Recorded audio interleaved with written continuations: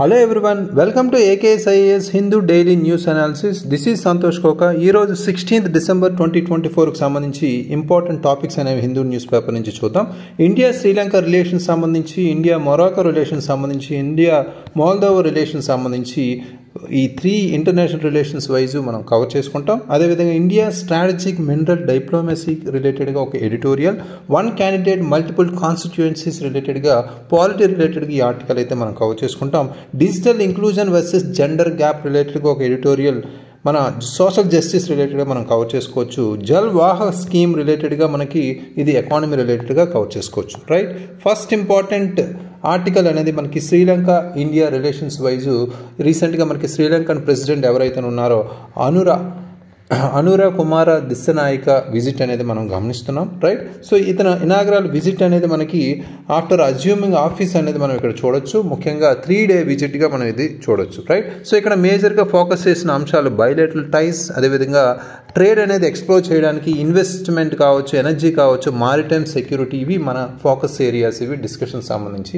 Right, so next మనకి ఇక్కడ bilateral relations మీద ఫోకస్ చేసిన అంశాలు మనం చూసుకుంటే, ఇది ఒక ఫ్రూట్ఫుల్ టాక్స్గా మనకి ప్రెసిడెంట్ దిశనాయకే కావచ్చు, మన ఇండియన్ లీడర్స్తో ఈ విజిట్ అనేది ముందుకు జరుగుతుంది. అదేవిధంగా ఎన్హాన్స్డ్ టైస్ అనేవి డిస్కషన్స్ అనేవి మేజర్గా అక్రాస్ వేరియస్ సెక్టర్స్ మీద బైలేటరల్ రిలేషన్స్ మనం బలపరిచే విధంగా మనం ముందుకు తీసుకెళ్ళాం. ముఖ్యంగా ఇక్కడ ట్రేడ్ కావచ్చు, ఇన్వెస్ట్మెంట్, ఎనర్జీ, మారిటైమ్ సెక్యూరిటీగా మనం చెప్పుకున్నాం. రైట్, మ్యూచువల్ సెక్యూరిటీ అనేది మనకి ప్రధానంగా ఇక్కడ మేజర్గా చెప్పుకోవచ్చు. ఓవరాల్ స్ట్రాటజిక్ టైస్లో మనం అర్థం చేసుకుంటే షేర్డ్ సెక్యూరిటీ కన్సర్న్స్ అనేది మెయిన్ ఇంపార్టెంట్. అదేవిధంగా స్ట్రాటజిక్ టైస్ అంటే వ్యూహాత్మక సంబంధాలు మనం బలోపేతం చేయడం కూడా ఇంపార్టెంట్ అంశంగా చెప్పుకోవచ్చు. అయితే నెక్స్ట్ మనకి డీప్ హిస్టారికల్ అండ్ ఎకనామిక్ టైస్ అనేవి బ్యాక్గ్రౌండ్ ఇన్ఫర్మేషన్ రిలేటెడ్గా మనకు ఉన్నాయి. ముఖ్యంగా ఇండియా శ్రీలంక అనేది deep cultural, historical and economic connections అయితే మనకు ఉన్నాయి ఇండియా శ్రీలంక మధ్య సంబంధాలకు సంబంధించి. అదేవిధంగా మనకి మల్టీఫేస్టెడ్ కొలాబరేషన్ సంబంధించి మనకి ట్రేడ్, ఇన్ఫ్రాస్ట్రక్చర్ డెవలప్మెంట్, మౌలిక సదుపాయాల అభివృద్ధి కావచ్చు, సెక్యూరిటీ, భద్రతకు సంబంధించి కావచ్చు, మనం ప్రధానంగా ఇక్కడ చెప్పుకోవచ్చు. నెక్స్ట్ మనకి ఇక్కడ తమిళ్ కనెక్టివిటీ అనేది ఒక సెన్సిటివ్ ఇష్యూగా ఇప్పటికీ ఉంది బోత్ కంట్రీస్ రిలేటెడ్గా. ఇది సాల్వ్ చేయాల్సిన అవసరం అయితే ఉంది. రైట్, సో నెక్స్ట్ ఇంపార్టెంట్ మనకి strategic partnership in maritime security రిలేటెడ్గా మనం అర్థం చేసుకోవాలి. ఇక్కడ ముఖ్యంగా ఇండియన్ ఓషన్ ఏదైతే ఉందో గ్లోబల్ ట్రేడ్ అండ్ సెక్యూరిటీకి చాలా క్రూషియల్గా ఇక్కడ ఉంది ముఖ్యంగా. రైట్, నెక్స్ట్ రీజనల్ థ్రెట్స్ అయితే ఉన్నాయి, వాటిని అడ్రస్ చేయడానికి మనకి ఒక ఎకనామిక్ ఇంట్రెస్ట్ ఏవైతే ఉన్నాయో వీటికి సంబంధించి సీ లేన్స్ ఏవైతే ఉన్నాయో వాటిని ప్రొటెక్ట్ చేసుకునే విధంగా, ఈ రీజనల్ థ్రెట్స్ ఏవైతే ఉన్నాయో వాటిని అడ్రస్ చేసే విధంగా ముందుకెళ్లే అవకాశం అయితే ఈ రిలేషన్స్ వైజు ఉన్నాయి, డిస్కషన్స్ వైజు. నెక్స్ట్ మనకి ఇంపార్టెంట్ ఆర్టికల్ మనకి చూసుకుంటే Morocco welcomes Indian defence companies to setup production యూనిట్స్గా మనకు ఒక హిందూ రిలేటెడ్ ఆర్టికల్ అయితే మనం చూసాం ఈరోజు. ముఖ్యంగా మొరాకో ఇండియన్ డిఫెన్స్ కంపెనీస్ సంబంధించి ఒక గేట్వేగా మనకి కనిపిస్తుంది ఇండియా డిఫెన్స్ ఎక్స్పోర్ట్స్ సంబంధించి. రైట్, సో ఇక్కడ ఇన్వెస్ట్మెంట్ హబ్గా మనం ముందుకెళ్లే అవకాశం అయితే ఉంది. Strategic hub Indian defence companies ఏవైతే ఉన్నాయో వాటిని ఎక్స్పాండ్ చేసే అవకాశం అయితే ఉంది. అదేవిధంగా ఫేవరబుల్ ఎన్విరాన్మెంట్గా మనకి ఇక్కడ మొరాకో ఆఫర్ చేస్తున్న ఈ ఎన్విరాన్మెంట్ రిలేటెడ్గా లో బ్యూరోక్రసీ, హై ప్రాఫిటబిలిటీ అనేది మనకి ఇక్కడ ప్రధానంగా ఈ స్టేట్ ఆఫ్ ద ఆర్ట్ ఎన్విరాన్మెంట్గా మనం ఇక్కడ తీసుకోవచ్చు. నెక్స్ట్ మ్యూచువల్ బెనిఫిట్స్ మనం ఇక్కడ అర్థం చేసుకుంటే, ముఖ్యంగా మ్యూచువల్ బెనిఫిట్స్ ఏంటి ఇండియాకి మొరాకోకి అనేది ఇక్కడ అర్థం చేసుకుంటే, ఒక సెటప్ ప్రొడక్షన్ అనేది యూనిట్స్ అనేవి మొరాకోలో మనకి సెటప్ చేసే అవకాశం అయితే ఇచ్చింది. ఇక్కడ ముఖ్యంగా మ్యూచువల్లీ బెనిఫిట్గా ఈ గ్రోత్ సంబంధించి మనం పెంచుకునే విధంగా ఇది ఉంది. రైట్, సో అయితే ఇక్కడ మనకి స్ట్రాంగ్ బైలేటరల్ టైస్ అయితే డిఫెన్స్ సెక్టర్కి సంబంధించి మనకి ఇక్కడ ప్రధానంగా చెప్పుకోవాలి. ఇక్కడ ముఖ్యంగా మనం మాట్లాడుకుంటే లాంగ్ హిస్టరీ అయితే ఉంది ఇండియా మొరాకో రిలేషన్స్. మనం ప్రధానంగా ఫోకస్ చేస్తే ఆల్మోస్ట్ మనకి జూన్ 20, 1956 ఈ మొరాకో కంట్రీని సిగ్నిఫై చేసింది. సో ఈ ఇండియా అనేది, సో అప్పటి నుంచి మనకి అంటే 1956లో ఒక మొరాకో కంట్రీ అంటూ ఉందని రికగ్నైజ్ చేసింది ఇండియా. 1957 నుంచే మనం రిలేషన్స్ అనేవి స్టార్ట్ చేసుకున్నాం. రైట్, సో ఇది ఎస్టాబ్లిష్డ్ రిలేషన్స్ ఇన్ 1956. అంటే 1947లో మనకి స్వాతంత్రం వస్తే ఒక 10 సంవత్సరాల తర్వాత 1957లో ఇండియా మొరాకో రిలేషన్స్ అనేవి స్టార్ట్ అయ్యాయని చెప్పుకోవచ్చు. అది ఇప్పుడు డిఫెన్స్ సెక్టార్ మీద ఇంకా ముందుకు తీసుకెళ్లే పార్ట్నర్షిప్ రిలేటెడ్గా ఇంకా ముందుకు తీసుకెళ్లే విధంగా ఇక్కడ మనం చూడొచ్చు, రైట్.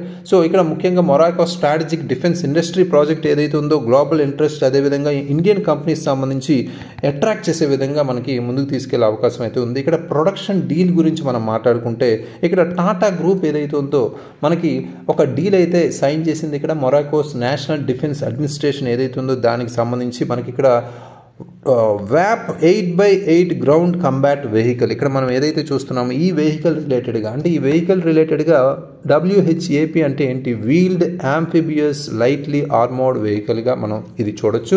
ఇందులో ప్రైమరీ రోల్ ఏంటంటే ట్రూప్ క్యారియర్గా అంటే ఒక ట్రూప్ని ముందుకు తీసుకెళ్లే విధంగా, అదేవిధంగా మల్టిపుల్ వేరియంట్స్ ఉన్నాయి. ఇందులో మొబైల్ కమాండ్ పోస్ట్ కావచ్చు, రికనెసెన్స్ వెహికల్స్ కావచ్చు, chemical, biological, radiological and nuclear battle field సంబంధించి అంటే CBRN బ్యాటిల్ ఫీల్డ్ సంబంధించి మనం ఉపయోగించుకోవచ్చు, రైట్. సో ఇది యాంఫిబియన్ రికనెసెన్స్గా మనకి ఆర్మోర్డ్ అంబులెన్స్గా మనం ఉపయోగిస్తాం. సో ప్రధానంగా ఈ ఇంపార్టెంట్ డీల్గా మనం చెప్పుకోవచ్చు.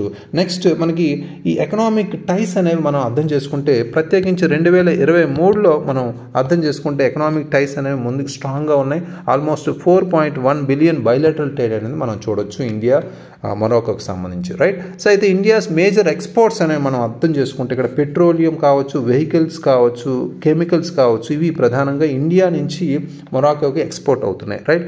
Morocco is a major supply of ఫాస్ఫేట్గా చెప్పుకోవచ్చు. అంటే ఇండియా అనేది ఫాస్ఫేట్ని ఎక్కువగా ఇంపోర్ట్ చేసుకునే దేశాల్లో ప్రథమంగా మొరాకోగా మనం చెప్పుకోవచ్చు. ఇలాంటివి ప్రిలిమ్స్ రిలేటెడ్గా అడిగే అవకాశం ఉంది. అంటే కొన్నిసార్లు ఎకనామికల్గా కాకుండా జాగ్రఫీ రిలేటెడ్గా అయినా మనం multiple choice prelims related questions వచ్చినప్పుడు మధ్యలో ఎలాంటి ఫ్యాక్చువల్ ఇన్ఫర్మేషన్ ఇచ్చే అవకాశం ఉంది, అవి చూసుకోవాలి మనకి రెలవెంట్గా, రైట్.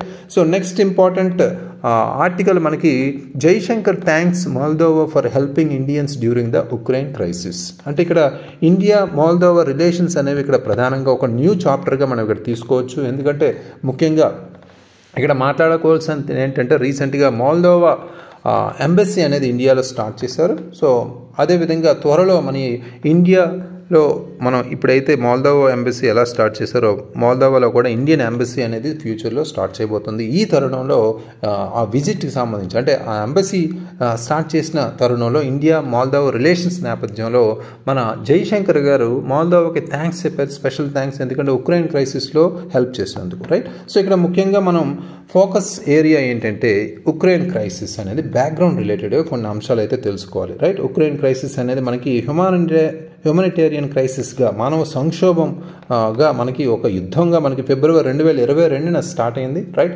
ఇందులో large number of Indian students కావచ్చు, ప్రొఫెషనల్ కావచ్చు, ఉక్రెయిన్లో ఉండిపోవడం అనేది మనం ఇక్కడ చూసాం, రైట్, హ్యూమనిటేరియన్ క్రైసిస్గా. అయితే ఇండియా రెస్పాన్స్ సంబంధించి మనం మాట్లాడుకుంటే ఆపరేషన్ గంగా అనే ప్రాజెక్ట్ అని ఒకటి లాంచ్ చేశారు. దీనికి సంబంధించి మనం మాట్లాడుకుంటే ఉక్రెయిన్లో ఉండిపోయిన పౌరులు ఎవరైతే ఉన్నారో వాళ్ళని ఇవాక్యుయేట్ చేసే విధంగా ఇది ఒక కాంప్లెక్స్ అండ్ ఛాలెంజింగ్ ఆపరేషన్గా తీసుకున్నారు. ఇందులో సహకరించిన నేపథ్యంలో మనకి ఇప్పుడు థ్యాంక్స్ అయితే చెప్పుకున్నారు. ఇక్కడ ఇంపార్టెంట్గా మనం చెప్పుకోవాల్సింది Moldova strategic significance. Geo political location wise మనం చూసుకుంటే ఇది మోల్దోవా అనేది అధికారికంగా రిపబ్లిక్ ఆఫ్ మోల్దోవాగా పిలువబడే ఒక దేశం. ఇది తూర్పు ఐరోపాలో మనకి కనిపిస్తుంది, రైట్, ఈస్టర్న్ యూరోప్. ఇది స్ట్రాటజిక్ ఇంపార్టెన్స్లో ఉంది ఆ రీజియన్, ల్యాండ్ లాక్డ్ కంట్రీగా, రైట్. సో ఈ దేశం ముఖ్యంగా పశ్చిమలో రొమానియాకి, అదేవిధంగా ఉత్తరాన అంటే నార్త్కి, తూర్పుకి, దక్షిణానికి, ఉక్రెయిన్కి మధ్యలో ఉంది, రైట్. అది మనం ఇక్కడ అర్థం చేసుకోవాలి, రైట్. సో ఇక్కడ మేజర్గా సోవియట్ యూనియన్ రద్దయినప్పుడు మనం అర్థం చేసుకుంటే సోవియట్ యూనియన్ ఎప్పుడైతే రద్దయిందో 1991లో అప్పుడు ఉన్న మోల్దోవన్ ఎస్ఎస్ఆర్గా ఇది ఉండేది. మోల్దోవన్ ఎస్ఎస్ఆర్గా ఈ దేశం అయితే ఉండేది, రైట్. సో ఆ తర్వాత అదే సరిహద్దులతో మోల్దోవా అనే ఒక స్వతంత్ర దేశంగా ఇది మారింది, రైట్. సో ఈ హిస్టారికల్ నేపథ్యంలో మనం ఇది చెప్పుకోవచ్చు. అయితే మోల్దోవా ఇండియాస్ గ్లోబల్ అవుట్రీచ్ పరంగా మనం మాట్లాడుకుంటే ఇక్కడ ముఖ్యంగా so strategic ties with Moldova అనేది ఇండియా గోల్ ఏదైతే ఉందో యూరోప్లో మన ఇన్ఫ్లుయెన్స్ అనేది పెరిగే విధంగా మనకి సపోర్ట్ చేసే అవకాశం ఉంది. అదేవిధంగా పీస్ అండ్ స్టెబిలిటీ, అంటే ముఖ్యంగా మోల్దోవాలో పీస్ అండ్ స్టెబిలిటీని ఆ రీజియన్లో ఎస్పెషల్లీ ఇండియా సపోర్ట్ చేస్తూనే ఉంది. ఈ కోఆపరేషన్ అనేది ఈ కీ పార్ట్నర్స్ ఎవరైతే ఉన్నారో మోల్దోవా అండ్ ఇండియాకి సంబంధించి ముందుకు తీసుకెళ్లే విధంగా కనిపిస్తుంది, right. So next Moldova's vital role ఏంటి ఆపరేషన్ గంగాలో అనేది ఇక్కడ ప్రథమంగా చూద్దాం. ఉక్రెయిన్ క్రైసిస్లో మేజర్ రోల్ పోషించినందుకే కదా మన జయశంకర్ గారు థ్యాంక్స్ చెప్తున్నారు. అది ఇక్కడ మనం చూడొచ్చు. ఎయిర్ లిఫ్ట్ సపోర్ట్ అయితే మనకి ప్రొవైడ్ చేశారు మోల్దోవా. ముఖ్యంగా క్రూషియల్ సపోర్ట్ అనేది India efforts to air lift standard Indian national సంబంధించి ఇక్కడ మాట్లాడుకోవచ్చు. అంటే అప్పట్లో చిక్కుకున్న పౌరులు ఎవరైతే ఉన్నారో భారత పౌరులకు సంబంధించి ఇవాక్యుయేషన్లో చాలా రోల్ ప్లే చేసింది అనేది ఇక్కడ చెప్పొచ్చు. రీజనల్ కొలాబరేషన్ పరంగా మనం మాట్లాడుకుంటే నైబరింగ్ కంట్రీస్ ఏవైతే ఉన్నాయో కొన్ని పోలాండ్ కావచ్చు, రొమానియా కావచ్చు, స్లోవేనియా కావచ్చు, హంగరీ కావచ్చు, ఈ కంట్రీస్తో పాటు మోల్దోవా కలిసి మొత్తం 20,000 ఇండియన్ సిటిజన్స్ని ఎవాక్యుయేట్ చేశారు ఇండియాకి అప్పటి క్రైసిస్లో. సో ఇది మనం ప్రధానంగా ఇంపార్టెంట్గా చెప్పుకోవచ్చు. నెక్స్ట్ మనకి ఇక్కడ హ్యూమనిటేరియన్ అసిస్టెన్స్ పరంగా మనం మాట్లాడుకుంటే మోల్దోవాస్ అసిస్టెన్స్ అనేది రీజనల్ సాలిడారిటీని స్ట్రెంథెన్ చేస్తూ అదేవిధంగా ఛాలెంజింగ్ క్రైసిస్ ఏదైతే ఉందో కోఆపరేషన్ని ముందుకు నడిపించే విధంగా ఉంది. రైట్. సో నెక్స్ట్ మనకి ఇక్కడ తెలుసుకోవాల్సింది డిప్లొమాటిక్ టైస్ అనేవి స్ట్రెంథెన్ చేయాల్సిన అవసరం అయితే ఉంది. సో స్ట్రెంథనింగ్ అవుతున్నాయి అనేది కూడా ఇక్కడ చెప్పొచ్చు. ఇనాగ్రేషన్ ఆఫ్ ఎంబసీస్ అనేది ఇక్కడ ప్రధానంగా చెప్పుకోవచ్చు. ఇండియా అనేది ఎంబసీ అనేది మోల్దోవాలో ఓపెన్ చేసింది. ఇది మనకు ఒక కమిట్మెంట్, అంటే ఈ రిలేషన్స్ అనేవి బలోపేతం చేయాల్సిన కమిట్మెంట్ అనేది ఇక్కడ కనిపిస్తుంది. రైట్. నెక్స్ట్ మ్యూచువల్ గ్రాటిట్యూడ్ పరంగా మనం మాట్లాడుకుంటే ఇండియా అనేది అప్పటి అసిస్టెన్స్ ఆపరేషన్ గంగా ప్రకారం ఉక్రెయిన్ క్రైసిస్లో అసిస్ట్ చేసిన మోల్దోవాకి ఇక్కడ కృతజ్ఞతలు చెప్పుకుంటుంది. Right. So next expanding partnerships, మనం ఇంకా పార్ట్నర్షిప్స్ అనేవి ఎక్స్పాండ్ చేసుకునే దిశగా రెండు కంట్రీస్లు developing a comprehensive and multifaceted partnerships అనేది కూడా ఇక్కడ మనం చూడొచ్చు. ముందు మన మోల్దోవాలో కూడా మన ఇండియన్ ఎంబసీ అనేది స్టార్ట్ చేయబోతున్నారు. అది కూడా ఇక్కడ ప్రథమంగా ఇంపార్టెంట్గా చెప్పుకోవచ్చు. రైట్. సో ఇక్కడ ఏ షేర్డ్ విజన్ ఫర్ ద ఫ్యూచర్గా మనం షేర్డ్ వాల్యూస్, అంటే ఇండియా మోల్దోవా కలిసి పీస్ అండర్స్టాండింగ్ సంబంధించి కోఆపరేషన్ సంబంధించి ముందుకు వెళ్లాల్సిన అవసరం అయితే ఉంది. అదేవిధంగా డిప్లొమాటిక్ ఎంగేజ్మెంట్ సంబంధించి కూడా foreign office consultations, education programmes కూడా ముందుకి వెళ్ళే దిశగా ఉంది. ప్రామిసింగ్ ఫ్యూచర్గా మనం మాట్లాడుకుంటే రిలేషన్షిప్స్ అనేవి ఫ్యూచర్ కొలాబరేషన్ సంబంధించి డిఫరెంట్ ఫీల్డ్స్ సంబంధించి మనం ఇక్కడ చూడొచ్చు. Right. So next important article మనకి ఇక్కడ ఎడిటోరియల్ రిలేటెడ్గా ఇండియా స్ట్రాటజిక్ మినరల్ డిప్లొమసీగా మనం చూడవచ్చు. అంటే ఖనిజ దౌత్యంలో భారతదేశం యొక్క దృఢమైన ప్రయత్నాలు మనం ఇక్కడ ఈ పర్టికులర్ ఆర్టికల్లో మనం చూడొచ్చు. ముందుగా మనం ఇక్కడ క్రిటికల్ మినరల్ సంబంధించి మనం కొంత ఇన్ఫర్మేషన్ అయితే తెలుసుకోవాలి.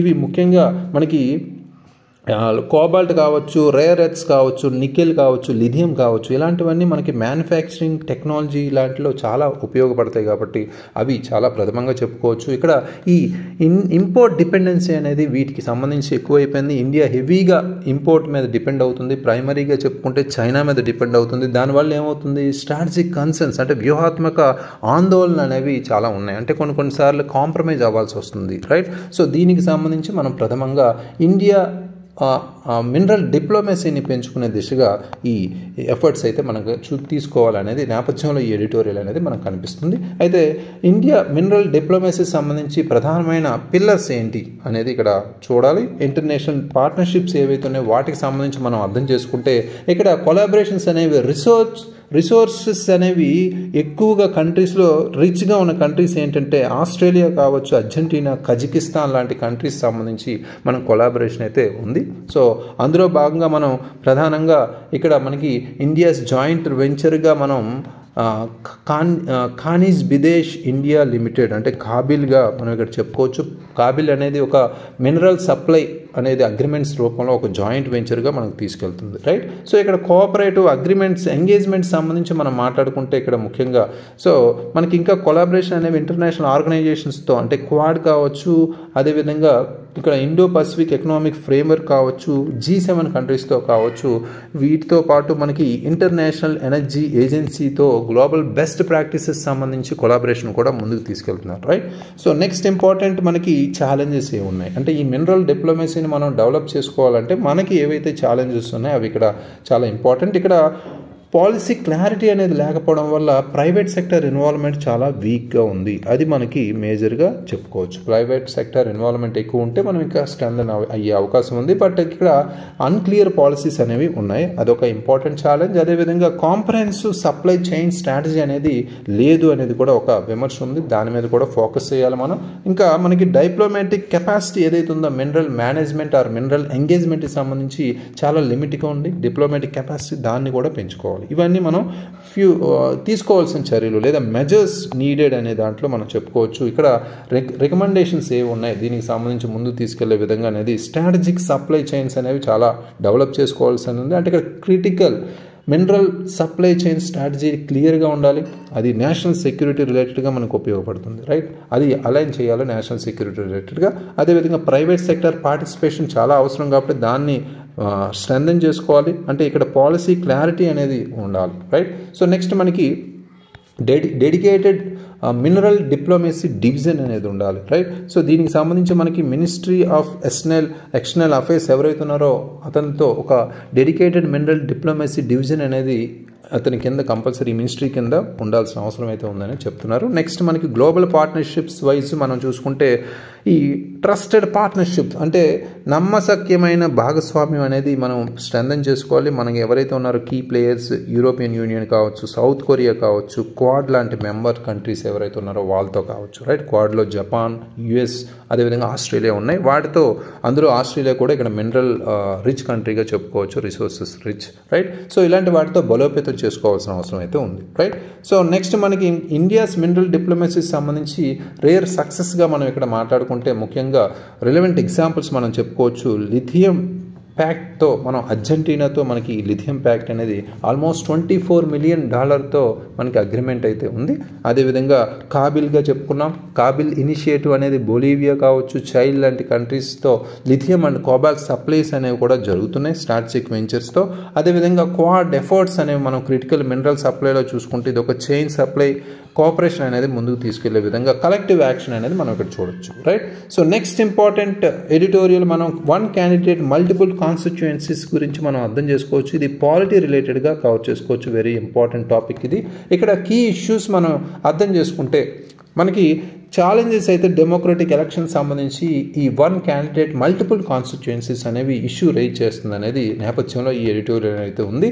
ఇది మనకి contesting elections from more than one constituency సంబంధించి మనం ఫోకస్ చేసే విధంగా. అంటే ఈ ఇష్యూ అనేది ఎందుకు అరైజ్ అయిందంటే ఒక క్యాండిడేట్ ఎలక్షన్స్ సంబంధించి మోర్ దాన్ వన్ కాన్స్టిట్యుయెన్సీ సంబంధించి అలౌ చేస్తూ మనకి RPA 1951లో మనకి ఉంది ఈ పర్టికులర్ లిమిట్. అయితే ఇక్కడ ముఖ్యంగా మనం ఫోకస్ చేయాల్సింది తర్వాత 1996 దీనికి సంబంధించిన సవరణ ఏదైతే ఉందో అమెండ్మెంట్తో మనం ఏమైంది ఇది లిమిట్ చేశారు. ఓన్లీ 2 కాన్స్టిట్యుయెన్సీస్లోనే ఈ పర్టికులర్ కంటెస్ట్ చేసే అవకాశం ఉంది ఒక కంటెస్టెంట్, ఒక క్యాండిడేట్ అనేది ఇక్కడ తీసుకొచ్చారు.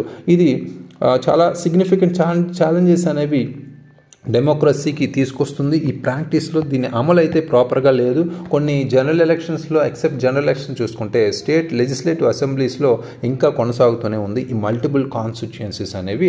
So one candidate multiple constituencies అనేవి దానివల్ల మనకు ఎదురవుతున్న సమస్యల దృష్ట్యా ఈ పర్టికులర్ ఆర్టికల్ అయితే ఫోకస్ చేస్తున్నారు ఎడిటోరియల్. అయితే ఇక్కడ కాన్స్టిట్యూషనల్ ప్రొవిజన్స్ పరంగా మనం మాట్లాడుకుంటే ఇక్కడ ప్రధానంగా ఇక్కడ కాన్స్టిట్యూషన్ ఆఫ్ ఇండియా అనేది మ్యాండేట్ చేసింది రెగ్యులర్ ఎలక్షన్స్ ఎవ్రీ 5 years మనకు ఒక రెగ్యులర్ ఎలక్షన్స్ అనేవి జరగాలి. అదేవిధంగా మనకి పార్లమెంట్కి ఈ ఎలక్షన్ ప్రాసెస్ని రెగ్యులేట్ చేసే విధంగా అధికారం కూడా ఇచ్చింది, రైట్? సో ఇది ప్రధానంగా తెలుసుకోవాల్సిన అంశం ఉంది. అదేవిధంగా మనకి అర్లీ రెగ్యులేషన్స్ అనేవి మనం మాట్లాడుకుంటే రిప్రజెంటేషన్ ఆఫ్ పీపుల్ యాక్ట్ ఏదైతే ఉందో ప్రజా ప్రాతినిధ్య చట్టానికి సంబంధించి 1951 సంబంధించి మాట్లాడుకుంటే ఇది ఇనీషియల్గా అన్లిమిటెడ్ కాన్స్టిట్యుయెన్సీస్లో పోటీ చేసే హక్కు అయితే ఇచ్చింది. బట్ తర్వాత మనకి 1996 నుంచి ఇది తగ్గించింది. అయితే ఇది ఫ్రీక్వెంట్ అనేది దీనివల్ల ఇది ప్రధానంగా మొదటి చేసిన తప్పు వల్ల అంటే 1951లో మల్టిపుల్ కాన్స్టిట్యుయెన్సీలో మనం ఇలా పోటీ చేయడం వల్ల ఏమైంది ప్రధానంగా ఇక్కడ ఫోకస్ చేస్తున్నప్పుడు ముఖ్యంగా 1951లో ఎక్కువ కాన్స్టిట్యుయెన్సీస్లో కంటెస్టెంట్ చేసే హక్కు ఇవ్వడం వల్ల ఫ్రీక్వెంట్గా బై ఎలక్షన్స్ రావడం అంటే సీట్స్ వెకేట్ అవ్వడం వల్ల బై ఎలక్షన్స్ అనేవి ఏర్పడడం ప్రధానంగా చెప్పుకోవచ్చు, రైట్? సో అది మేజర్గా ఇక్కడ ప్రధాన సమస్య. దానికి సంబంధించి మనం ఇక్కడ ఛాలెంజెస్ కూడా ఇక్కడ మనం ఫోకస్ చేయాలి. అయితే ఇక్కడ మనం ఏదైతే చెప్పుకున్నాం 1951లో మల్టిపుల్ కాన్స్టిట్యుయెన్సీస్ ఇచ్చారు, దానివల్ల బై ఎలక్షన్స్ అనేవి జరగడం ఒక ప్రధాన రీజన్గా చెప్తున్నాం. సో అయితే ఇక్కడ అమెండ్మెంట్ సంబంధంగా మనం మాట్లాడుకుంటే 1996 అమెండ్మెంట్ ఏం చేసింది ఒక క్యాండిడేట్కి లిమిట్ చేసింది ఓన్లీ 2 కాన్స్టిట్యుయెన్సీస్లో పోటీ చేసేది maximum 2 constituencies to reduce these by elections issue, right? So అయితే ఏది ఏమైనప్పటికీ మల్టిపుల్ క్యాండిడేట్స్ అనేది ఇంకా కామన్ అయిపోయింది. ముఖ్యంగా స్టేట్ స్టేట్ లెజిస్లేటివ్ అసెంబ్లీ ఎలక్షన్స్లో, రైట్. సో ఇది ప్రధాన కారణం. దీనికి సంబంధించి మనం ఇక్కడ ఛాలెంజెస్ ఏంటి, అసలు వన్ క్యాండిడేట్ మల్టిపుల్ కాన్స్టిట్యుయెన్సీస్ రిలేటెడ్గా ఛాలెంజెస్ ఏంటి అనేది ప్రధానంగా చూడాలి. ఇంక్రీజ్డ్ కాస్ట్ అనేది ఇక్కడ చాలా ఇంపార్టెంట్. ధరలు అనేవి, కాస్ట్ అనేది పెరుగుతుంది జనరల్ ఎలక్షన్స్ కండక్ట్ చేయడానికి. ప్రత్యేకించి 2024కి సంబంధించి మనం మాట్లాడుకుంటే ఇక్కడ ప్రధానంగా 6,931 కోట్లు ఇక్కడ ఖర్చు అయింది 2024 ఎస్టిమేట్ చేస్తే, రైట్. 6,931 కోట్లు. దీనికి సంబంధించి మనం మాట్లాడుకుంటే ఈచ్ బై ఎలక్షన్ అనేది ఇందులో ప్రధానంగా 130 కోట్లు అనేది ఖర్చు అవుతుంది, రైట్. అంటే ప్రధానంగా జనరల్ ఎలక్షన్స్కి 6,931 కోట్లు ఖర్చు అయితే ఒక్కొక్క ఈచ్ బై ఎలక్షన్ కాస్ట్ అనేది 130 crores అనేది ఉంటుంది. అంటే ఇది ట్యాక్స్ పేయర్ బర్డెన్గా మనకి తిరిగి ప్రజల మీద నష్టం పడే అవకాశం ఉంది, రైట్. నెక్స్ట్ అన్ఫేర్ అడ్వాంటేజ్ కూడా. బై ఎలక్షన్స్ అనేవి ఫేవర్ రూలింగ్ పార్టీస్ అనేది ఇక్కడ ప్రధానంగా అర్థం చేసుకోవాలి. అంటే రూలింగ్ పార్టీస్కి ఇది ఫేవర్గా బై ఎలక్షన్స్ అనేవి ఉపయోగపడుతున్నాయి. ఎవరైతే అపోజిషన్ ఉన్నారో వాళ్ళకి అన్ఈవెన్ ప్లేయింగ్ ఫీల్డ్గా ఇది కనిపిస్తుంది. ఇది ఒక important challenge. Next double financial burden. అంటే ఇక్కడ క్యాండిడేట్స్ ఎవరైతే ఉన్నారో కాన్స్టెంట్ ప్రెజర్ అనేది ఈ ఫండింగ్కి సంబంధించి ప్రెజర్ పడుతుంది. ముఖ్యంగా ఎక్కువ సీట్స్లో ఎవరైతే ఉన్నారో కంటెస్టింగ్ క్యాండిడేట్స్ కానీ ఆ పార్టీస్ కానీ వాళ్ళే ఫేస్ చేస్తున్నారు రిపీటెడ్ ఎలక్షన్ కాస్ట్స్ అనేవి. అదొక ప్రధానమైన సవాలు. Next democratic dilution. ఇక్కడ లీడర్స్ అనేవాళ్ళు మల్టిపుల్ సీట్స్ కంటెస్ట్ చేసేటప్పుడు, అంటే ఎక్కువ సీట్లలో పోటీ చేసే నాయకులు ఓటర్ల అవసరాల కంటే వ్యక్తిగత విజయాలకే ప్రాధాన్యత ఇస్తారు. దానివల్ల ప్రజాస్వామ్య సూత్రాలపై నమ్మకం ఏదైతే ఉందో అది చాలా తగ్గుతుంది, రైట్. సో ఇది ఒక ఇంపార్టెంట్ ఫ్యాక్టర్గా చెప్పుకోవచ్చు. అదేవిధంగా వాటర్ అపాథీ, అంటే ఓటర్ల ఉదాసీనత కూడా మనం ఇక్కడ మేజర్గా చెప్పుకోవచ్చు.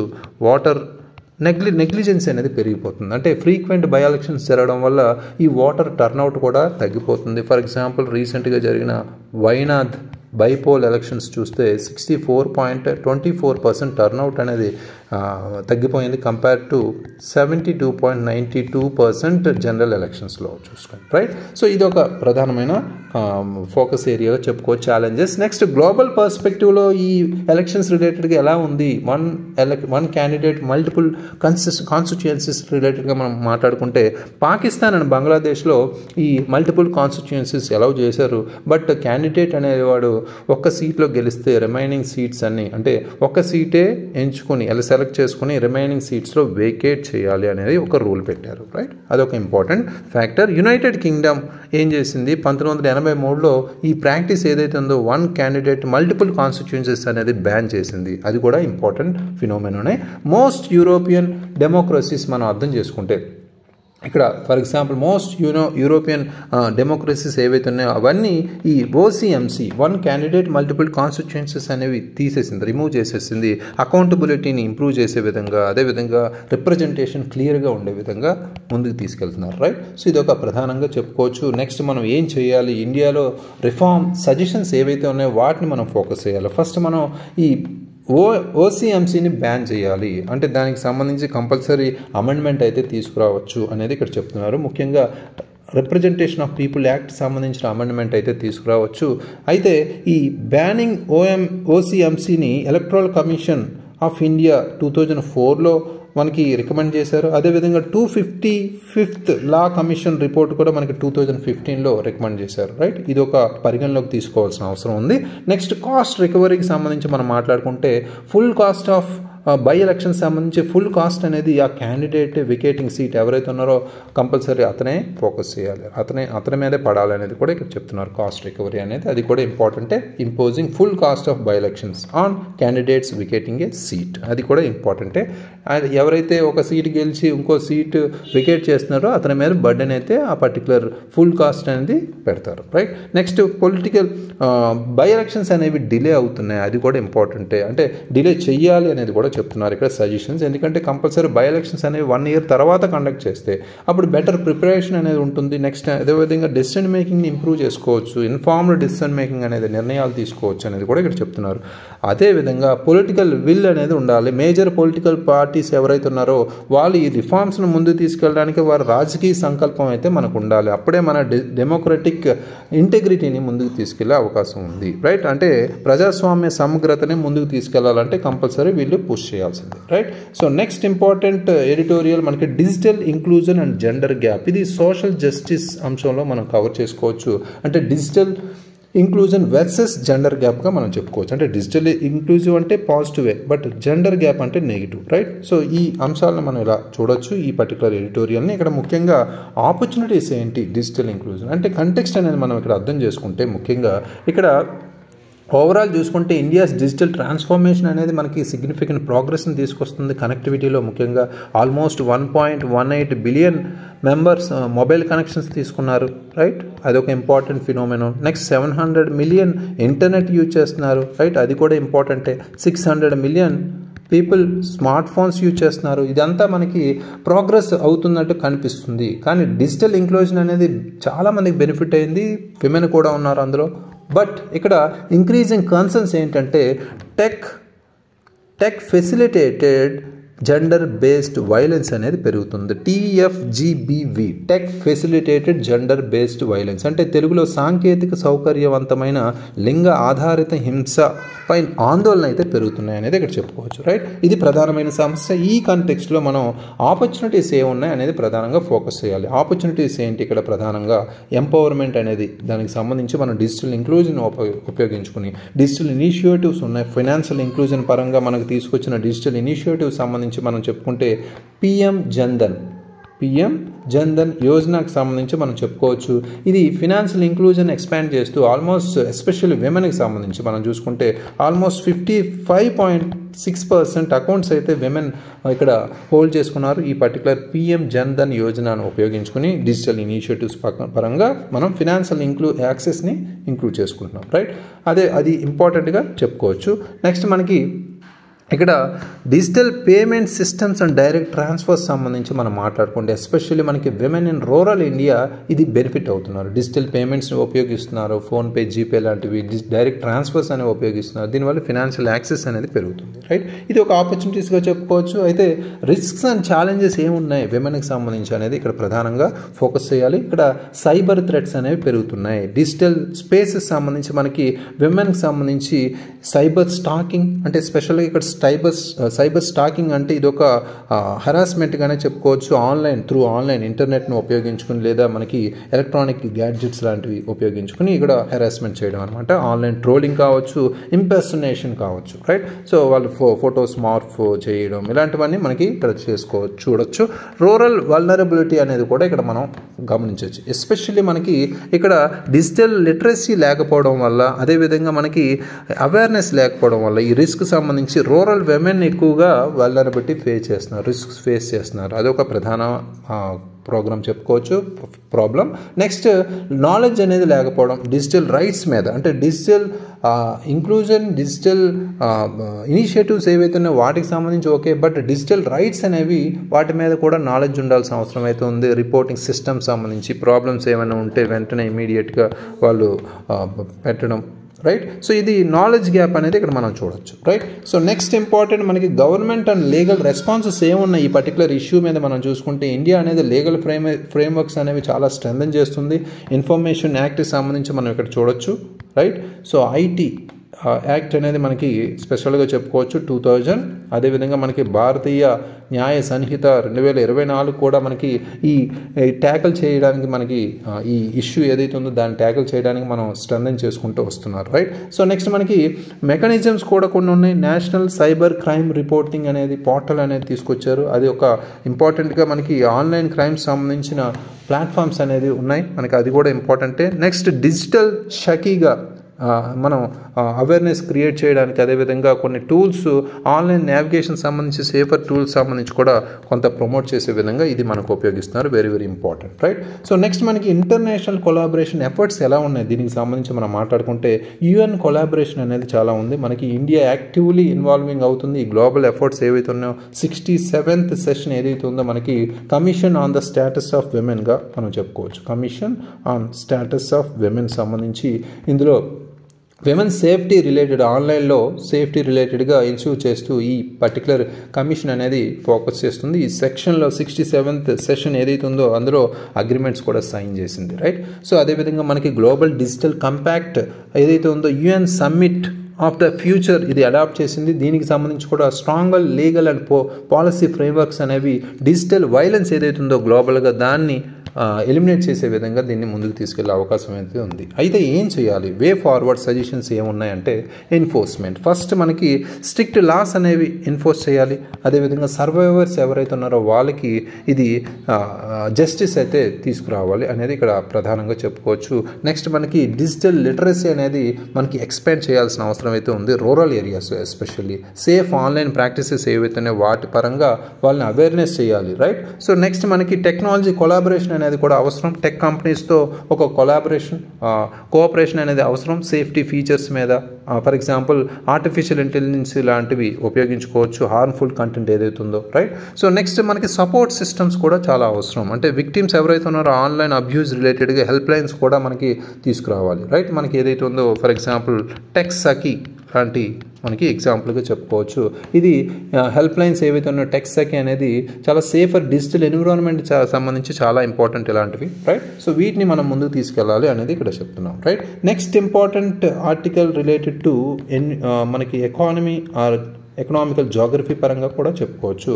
ఇది జల్ వాహక్ స్కీమ్ అనేది లాంచ్ చేశారు. ఈ పర్టికులర్ స్కీమ్ సంబంధించి మనం అర్థం చేసుకుంటే ఇండియన్ గవర్నమెంట్ లాంచ్ చేసిన ఈ పర్టికులర్ మోటో ఏంటంటే transportation of cargo via inland వాటర్వేస్ని మనం ప్రమోట్ చేసే విధంగా ఇది తీసుకొచ్చారు. పర్టికులర్గా మనం మాట్లాడుకుంటే నేషనల్ వాటర్వే ఏదైతే ఉందో 1 దాన్ని గంగాగా పిలుస్తాం. అదేవిధంగా నేషనల్ వాటర్వే 2 బ్రహ్మపుత్రగా, అదేవిధంగా నేషనల్ 16 బరాగ్ రివర్కి సంబంధించి కూడా ఈ 3 ఇంపార్టెంట్ వాటర్వేస్లో దీన్ని ప్రమోట్ చేసే విధంగా స్టార్ట్ చేస్తున్నారు. ఈ ఇనిషియేటివ్ ఎయిమ్ సంబంధించి మనం మాట్లాడుకుంటే ముఖ్యంగా ఎయిమ్ రిలేటెడ్గా మనం మాట్లాడుకుంటే ఇక్కడ ప్రధానంగా ఇనిషియేటివ్ కంజెషన్ ఏదైతే ఉందో రోడ్స్, మనం ఒక పక్క రోడ్స్ యూజ్ చేస్తున్నాం, ట్రాఫిక్ కంజెషన్ అనేది ఉంది, రోడ్స్ రైల్వేస్, దీన్ని మనకి తగ్గించి ప్రధానంగా ఈ వాటర్వేస్ ఏవైతే ఉన్నాయో వాటర్వేస్ సంబంధించి మనం ఈ రద్దీ పెంచే అవకాశం, దానివల్ల ఎకనామిక్ కెపాసిటీ కూడా పెంచే విధంగా, రైట్, ఎకనామిక్ వైయబిలిటీ కూడా వాటర్ బేస్డ్ ట్రాన్స్పోర్ట్ రిలేటెడ్గా పెంచే విధంగా దీని మీద ఫోకస్ చేస్తున్నారు, right.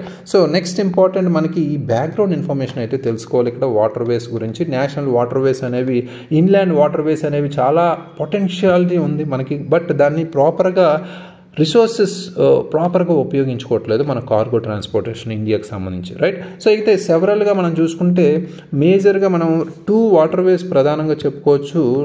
National waterway 1 Ganga, national waterway 2 బ్రహ్మపుత్రగా మనం ఇక్కడ చెప్పుకోవచ్చు. Very very important. ఇక్కడ ప్రధానంగా మనం వాటర్వేస్ అడ్వాంటేజెస్ ఏంటి అనేది చూసుకుంటే ఇక్కడ కాస్ట్ ఎఫెక్టివ్ అనేది ట్రాన్స్పోర్టేషన్ చాలా తక్కువ ఉంటుంది compare to rail transport are road transport, right. అది ఒక ఇంపార్టెంట్. అదేవిధంగా eco friendly, so carbon emissions అనేవి తగ్గిస్తుంది దీనివల్ల రోడ్డు రైల్వే కన్నా, రైట్. నెక్స్ట్ ట్రాఫిక్ కంజెషన్ అనేది కూడా తగ్గిస్తుంది, రైట్. రోడ్డు రైల్వే ట్రాఫిక్ అంతా ఇక్కడ తగ్గించే అవకాశం ఉంది దీన్ని ఉపయోగించుకుంటే. నెక్స్ట్ మనకి ఆపరేషన్ గంగా అనేది కూడా ఇక్కడ important. Operation Ganga broader efforts అంటే వాటర్వే యూసేజ్ని ప్రమోట్ చేసే విధంగా ఆపరేషన్ గంగాను లాంచ్ చేశారు. దీనికి సంబంధించి మనం మాట్లాడుకుంటే బెనిఫిట్స్ ఏవైతే ఉన్నాయో ఇండియాస్ రివర్స్ కమర్షియల్ పర్పస్ సంబంధించి ఈ ప్రయోగం జలమార్గం వినియోగాన్ని ప్రోత్సహించడానికి విస్తృత ప్రయత్నాలు ఒక భాగంగా చెప్పుకోవచ్చు జల వాహక్ అనే దాన్ని, రైట్. సో అంటే అంతకుముందు మన ఆపరేషన్ గంగా వంటి గత ప్రాజెక్టులు దీన్ని రిసెంబులెన్స్గా చెప్పుకోవచ్చు. భారతదేశ నదులను వాణిజ్య ప్రయోజనాల కోసం ఉపయోగించడం వల్ల కలిగే ప్రయోజనాలు కూడా ఇది హైలైట్ చేస్తుంది, రైట్. సో నెక్స్ట్ మనకి ఇక్కడ తెలుసుకోవాల్సింది ఆబ్జెక్టివ్స్ ఏంటి, ఈ జలవాహక స్కీమ్ సంబంధించి ఆబ్జెక్టివ్స్ ఏంటి అనేది చూసుకుంటే లాంగ్ హాల్ కార్గో మూవ్మెంట్ అంటే సుదూర సరుకు రవాణాను మనం పెంచే అవకాశం అయితే ఉంది, అదొక ఇంపార్టెంట్. నెక్స్ట్ మనకి ఎకనామిక్ ట్రాన్స్పోర్టేషన్ సంబంధించి మనం మాట్లాడుకుంటే ఎకనామిక్ ఎకో ఫ్రెండ్లీ ఆప్షన్స్ అనేవి ఉన్నాయి. అంటే economic ecologically friendly, eco friendly and also efficiency, EEగా మనం చెప్పుకోవచ్చు. Very very important, right. ఆర్థిక పర్యావరణానుకూల మరియు సమర్థవంతమైన రవాణాను అందించడమే దీని మేజర్ ఆబ్జెక్టివ్గా చెప్పుకోవచ్చు. అదేవిధంగా సొల్యూషన్ అనేది మనకి ఈ decongest congesting India's road and railways, అంటే రోడ్ అండ్ రైల్వేస్ వల్ల రద్దీ ఎక్కువ అవడానికి దాన్ని తగ్గించడానికి ఇది ఒక పరిష్కారంగా కూడా మనకు ఉపయోగపడుతుంది, రైట్. నెక్స్ట్ మనకి ఇన్సెంటివ్స్ అండ్ ఎకనామిక్ ఇంపాక్ట్ అనేది ఇక్కడ ఫోకస్ చేస్తే ఈ స్కీమ్ అనేది ఆల్మోస్ట్ 35% అనేది రీఎంబర్స్మెంట్ అనేది ఆపరేటింగ్ కాస్ట్లో భాగంగా ఫైనాన్షియల్ సపోర్ట్ అయితే ఇస్తుంది. అదేవిధంగా గవర్నమెంట్ వెసల్స్ ఏవైతే ఉన్నాయో రెగ్యులర్ అండ్ ఫిక్స్డ్ సంబంధించి గవర్నమెంట్ వెసల్స్ ఏవైతే ఉన్నాయో వాటికి సంబంధించి గవర్నమెంట్ ఎంటిటీస్ సంబంధించి ఆపరేట్ చేస్తున్న వెసల్స్ కూడా ఇది ఎంకరేజ్ చేసే అవకాశం అయితే ఉంది. అదేవిధంగా సప్లై చైన్స్ ఏదైతే ఉందో వాటిని స్ట్రీమ్లైన్ చేసే విధంగా దీన్ని ఉపయోగిస్తారు. ఇది షిప్పింగ్ కంపెనీస్కి బెనిఫిట్ అవుతుంది ఫ్రైడ్ ఫార్వర్డ్స్గా. అదేవిధంగా మనకి కాస్ట్ రిడక్షన్ కూడా మనం ఇక్కడ మాట్లాడుకుంటే ఓవరాల్ సప్లై చైన్ కాస్ట్ అనేవి బిజినెస్ సంబంధంగా మనకి తగ్గుతాయి, అది కూడా ఇంపార్టెంట్, రైట్.